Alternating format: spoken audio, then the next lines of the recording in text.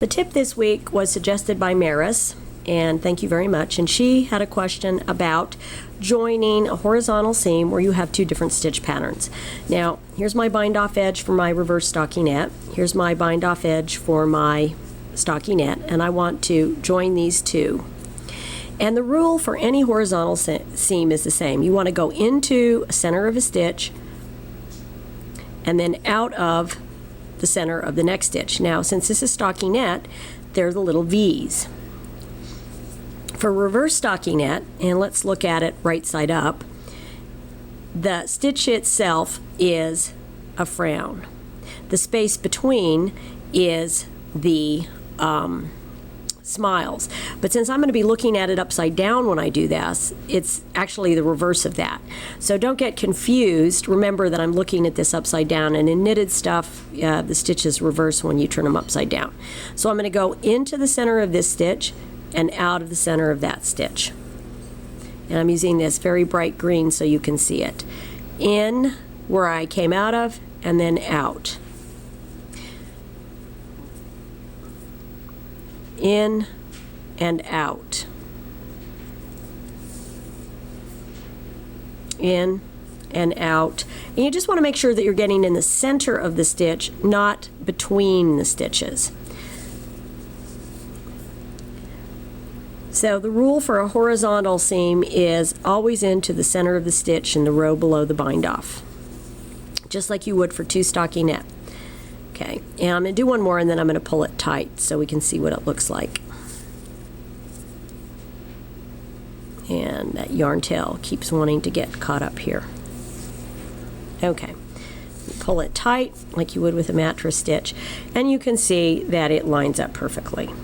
I've got my knit stitches, I've got my purl stitches, and if I stretch it, I am not getting the dread 11s.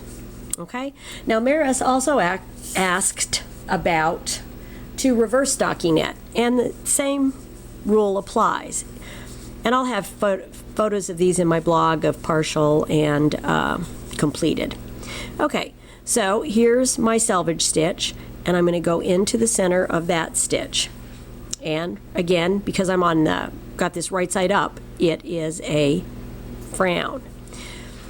When I look at it on upside down, that's going to be reversed out. Now, if you're having trouble seeing this, remember you can always turn it right side up and see if that makes it a little clearer, because selvage stitches are ugly. And there's my selvage stitch. Oops. Right here. Okay.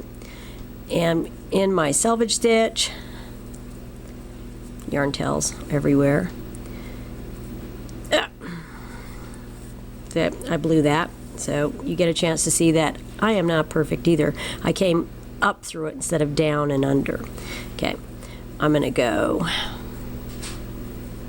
through. Here's my first one, so this guy is over here. I'm going down and up. Okay. Got those guys lined up. Down and up through the center of the stitch, down and up. And if you can keep your needle threaded, it is just the same thing. You go down into the center of one stitch and up through the center of the stitch next to it, and you just repeat that until you're done. And again, you want to make sure that you do not go into